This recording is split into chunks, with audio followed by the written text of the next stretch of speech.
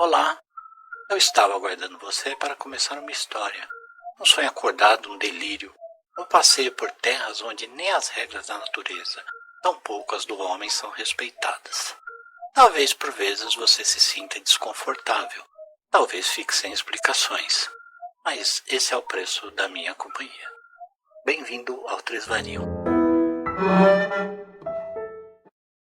Livros não mudam o mundo. Quem muda o mundo são as pessoas. Os livros só mudam as pessoas. Mário Quintana. Episódio A Banca.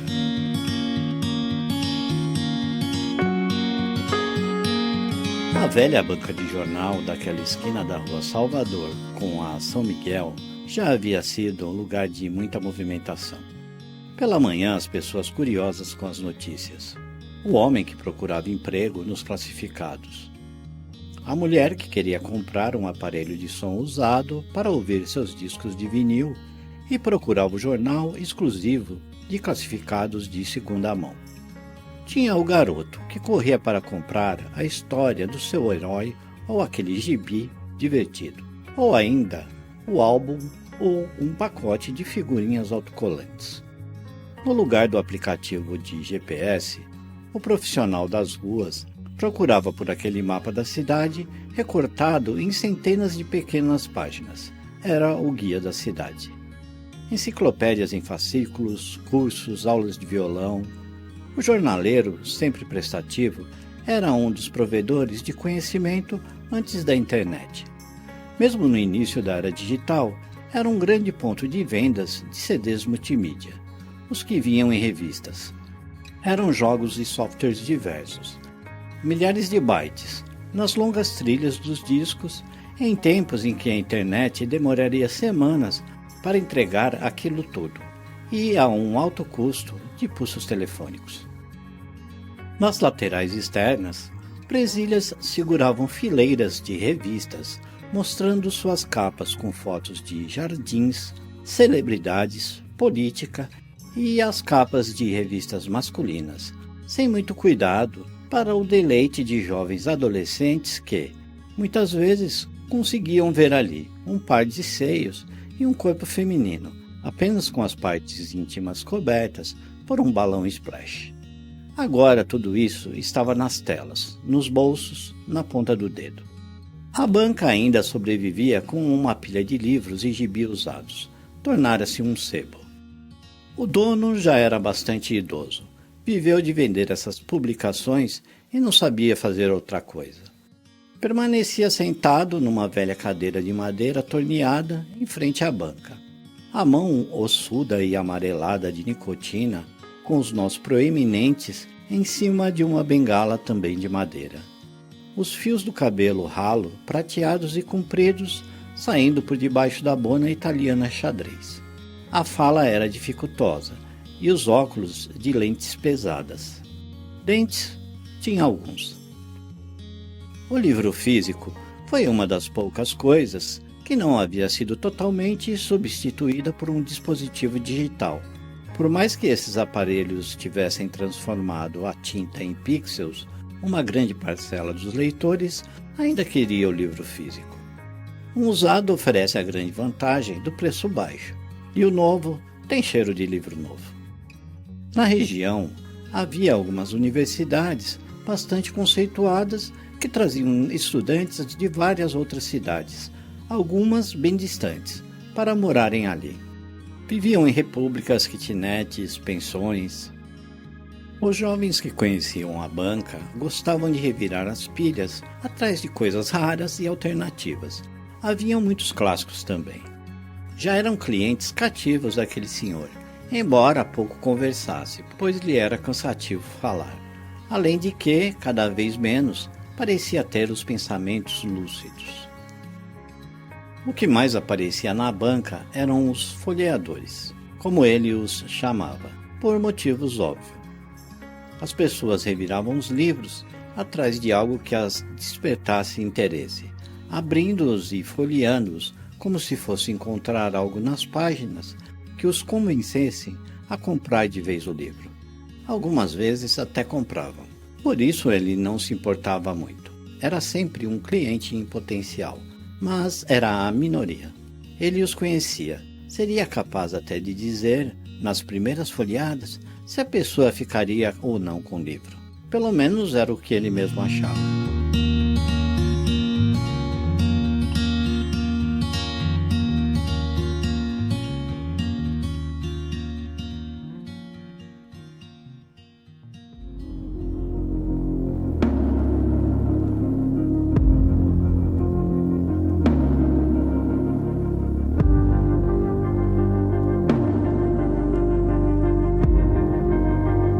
Sabe-se lá o que deu em sua cabeça, colocou em prática o que parecia ser a maior estratégia de marketing que havia feito na vida. Passou a propor aos folheadores que, se ficassem com o livro, ele faria uma leitura de seus futuros, a partir de uma página do exemplar que comprasse. Ele pedia para que a pessoa abrisse o livro em um ponto qualquer e lesse 1 ou 2 parágrafos e, como se fosse um profeta, começava a sentenciar o futuro da pessoa. A profecia se realizaria em algumas semanas, no máximo poucos meses, mas ele garantia que aconteceria.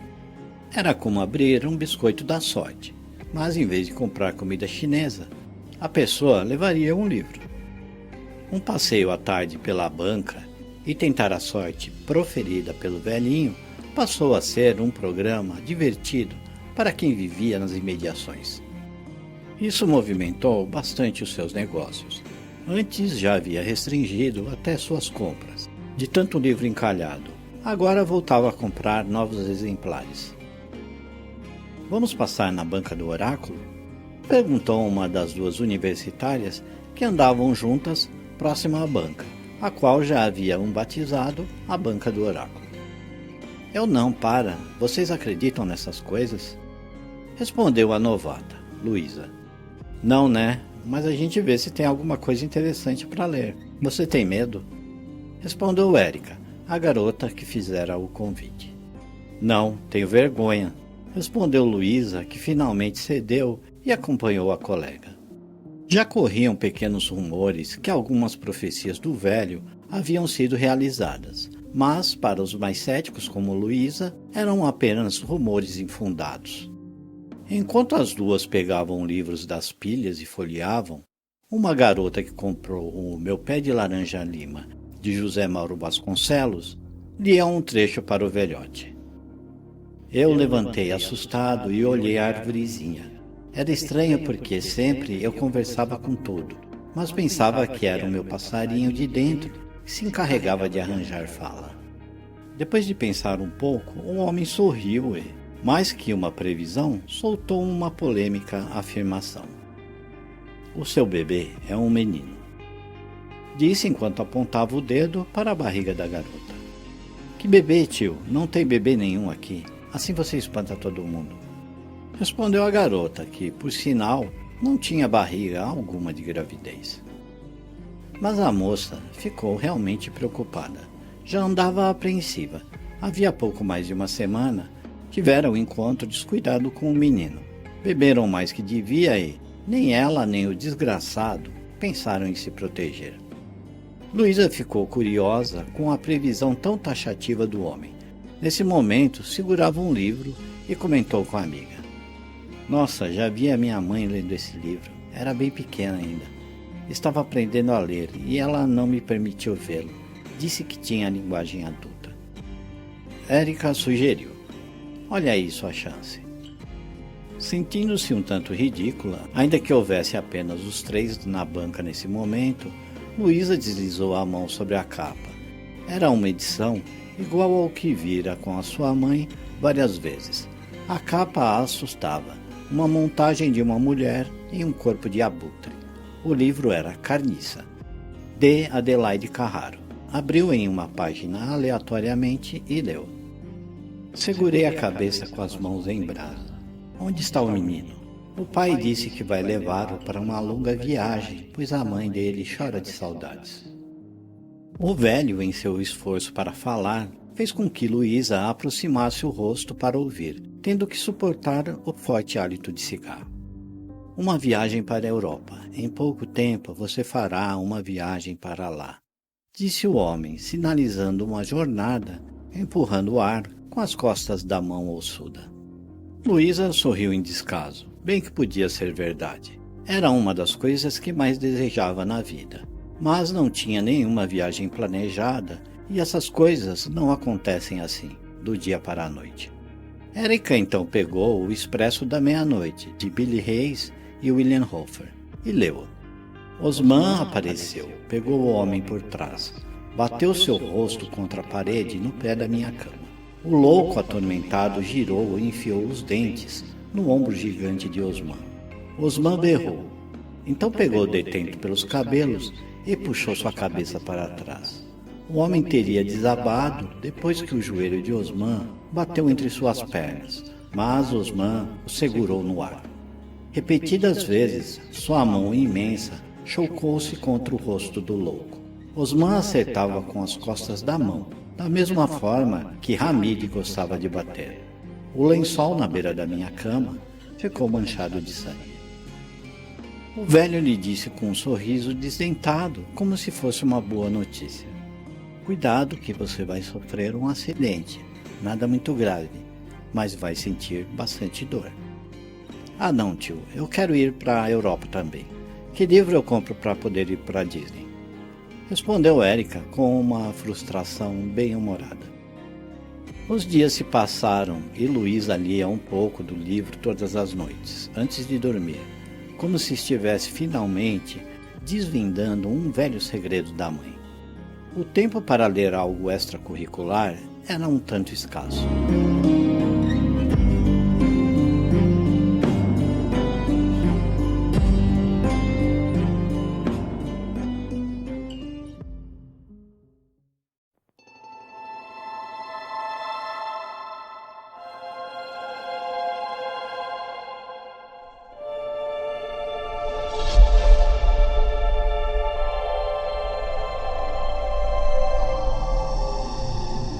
Após algumas semanas, Érica chegou ao apartamento que dividiam, eufórica e apreensiva. Luísa, lembra aquela menina da banca, a suposta grávida? Hã? Respondeu Luísa.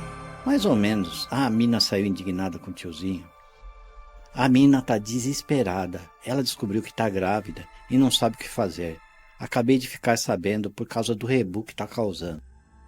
E tem outras previsões do velho que estão se realizando. A galera tá alucinada. Luiz olhou para o seu livro. Se realmente aquilo fosse verdade, ao menos iria para a Europa. Brincou com seus pensamentos.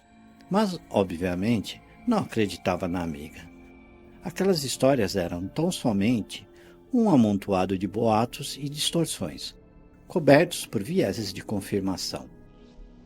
Em mais 2 dias, Érica acabava de sair do apartamento e Luísa ouviu seu grito ecoando pelo frio corredor do prédio.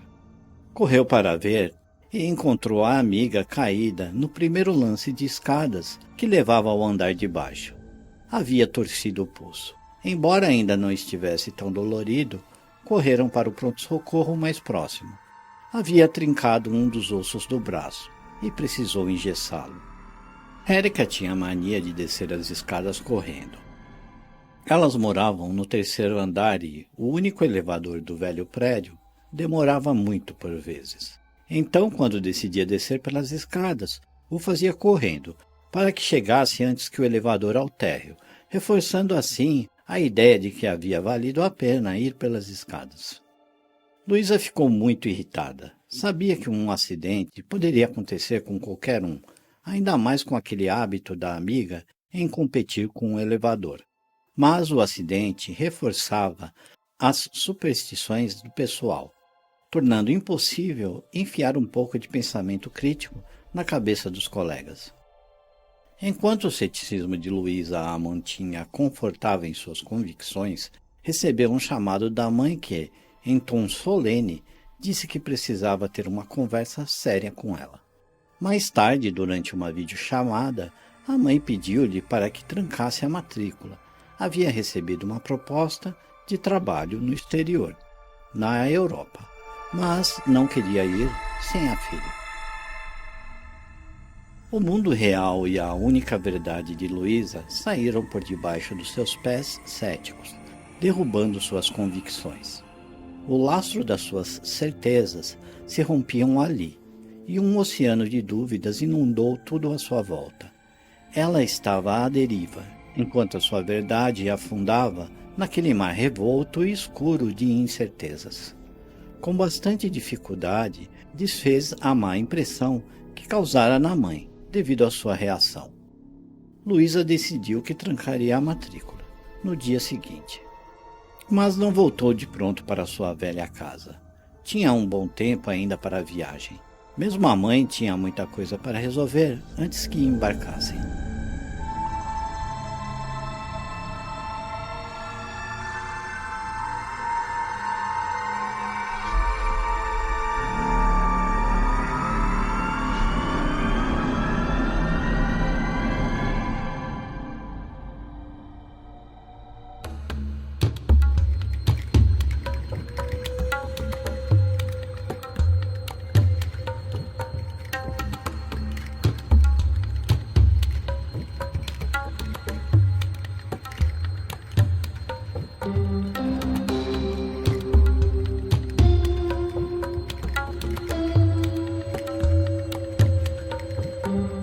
Após se refazer do choque, afastou de si todas as outras misticidades que invadiram a sua mente, aproveitando-se da fenda que os prenúncios do velho abrira. Luísa decidiu então investigar aquele homem. A princípio, ficou dias no banco do jardim que ficava ao lado da banca. Havia se convencido que aquele fenômeno era uma anomalia da natureza e que provavelmente, se ele não existisse, o mundo em que ela sempre acreditou estaria a salvo. O limite para a quebra do seu ceticismo tinha que ser unicamente aquele homem naquela maldita banca. Em um dos dias, viu um homem que se aproximou, muito transtornado. Começou a amaldiçoar o velho e a chorar. Pelo que Luísa pôde entender, o homem havia comprado um livro e o velho previra uma morte de alguém próximo. E, com certeza, o homem estava perturbado com a perda de sua mãe. Era um entre outro tanto que acreditava que o velho não previa tão somente, mas que provocava os fatos, após aquelas nefandas leituras. E essa ideia foi compartilhada entre muita gente. Certa vez, um grupo religioso se aproximou da banca e o líder passou a proferir algumas palavras beatificadoramente agressivas ao pobre velho. Oraram e o ameaçaram com a ira de Deus que, ao que parecia, havia enviado ele mesmo aquelas pessoas à banca para exorcizá-la. Um grupo de jovens se organizou espontaneamente e passou a hostilizar os fundamentalistas, espantando-os. Em uma outra ocasião, alguns moradores da região denunciaram o velhinho pela prática de charlatanismo. Mas, quando a polícia chegou na banca, olharam bem para o pobre velhinho. Vendia livros velhos. As previsões eram um brinde. Não era proibido vender biscoitos da sorte, nem publicações que continham horóscopo. No final da ocorrência, cada policial da viatura saiu com um livro embaixo do braço e parte de seus futuros revelados. Luísa conseguiu acompanhar um jovenzinho que abriu seu livro escolhido, O Dia do Chacal, de Frederick Forsyth, e leu. E quem é o melhor detetive de France? Indagou o ministro. Bouvier retirou de novo o cachimbo da boca. O melhor detetive de France, monsieur, é o meu próprio adjunto, o comissário Claude Lebel. Chame-o, ordenou o ministro do interior. O velhinho parou com a mão no queixo, balançou a cabeça como que pensando no que o rapaz lera, ou como se estivesse ouvindo uma voz em sua cabeça, e declarou: "Você receberá uma promoção no seu trabalho." O rapaz saiu bastante feliz. Sabia que o seu emprego lhe oferecia essa possibilidade. Foi mais um com quem Luísa conseguiu falar após algumas semanas. O rapaz já comemorava a promoção recém-adquirida. Ao que tudo indicava, não havia truques ali. Em meio a Machado de Assis, Isaac Asimov, Raquel de Queiroz, Inácio de Loyola Brandão, Stephen King e até Tony Bellotto, Todos os casos em que Luísa conseguira conferir posteriormente foram bem-sucedidos nas previsões. Houve uma manhã em que a banca amanheceu pichada com a frase: "Fique longe dessa banca, o demônio age aqui". Antes que terminasse o dia, um casal já havia chegado com latas de tinta, coberto a pichação e ainda dado um novo colorido ao exterior da pequena instalação, que era até então de um cinza-chumbo. O último dia de Luísa na cidade chegou. A maior parte das malas já havia sido feita. Na manhã seguinte, teria que guardar os últimos pertences e embarcar em um ônibus na rodoviária até sua cidade natal, para que em mais umas semanas pudesse partir com a mãe para a Europa. Incomodava ir embora sem encontrar explicação racional ao fenômeno da banca. Teve que ir até o local dar uma última olhada. Já para o final da tarde, um rapaz se aproximou com alguns livros na mão. Queria vendê-los. O velho verificou o estado dos exemplares, folheando-os. Leu o trecho de um deles. Olhou em volta com expressão de desgaste e balançou a cabeça, concordando. Talvez falasse com aquela voz que achavam que ele ouvia e murmurou: "Sim, estou cansado." Pagou o rapaz com os trocados da sua velha gaveta de madeira. Apagou o cigarro no cinzeiro. Colocou os livros recém-adquiridos na pilha mais próxima e baixou as portas de correr da banca. Tomou o caminho para casa, lentamente, apoiando-se na velha bengala, como sempre fazia.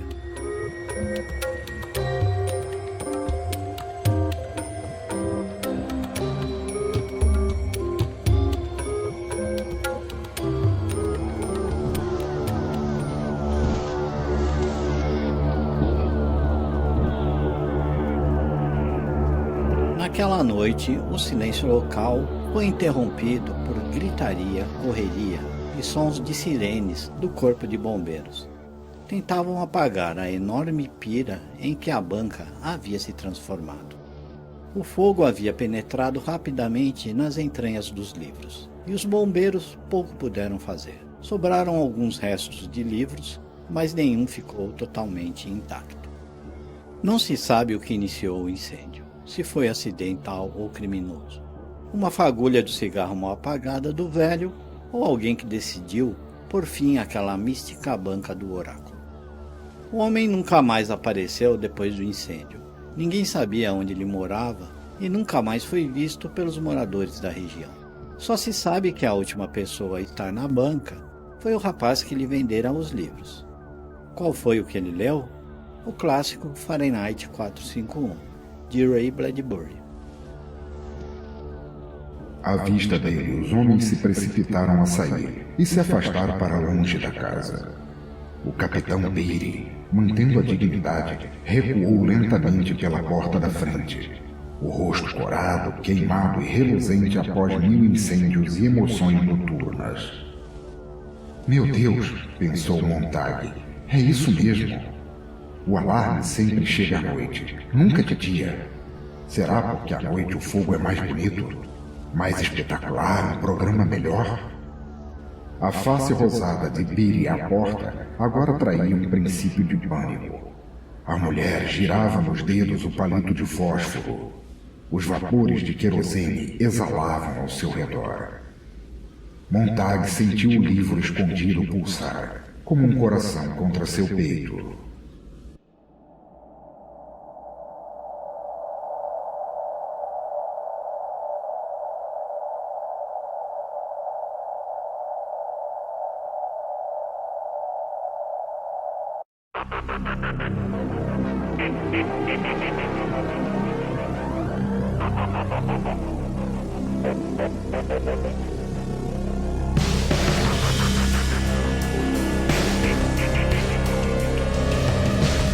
Obrigado, querido ouvinte, por ter escutado até aqui. Quero agradecer mais uma vez a participação com a voz de André Cerqueira, na citação de Mário Quintana, e do nosso ilustre pensador louco, na citação de Fahrenheit 451. Interaja com a gente. O nosso @ é 3varinho nas redes sociais. No Telegram O grupo aberto é o t.me/3varium. Por e-mail, 3varium@gmail.com ou ainda pelo nosso site 3varium.com.br. A trilha sonora está relacionada na descrição do episódio ou no post do site, ou 3varium.com.br. A autoria, narração e edição desse episódio são de Marcos Robles. Muitíssimo obrigado.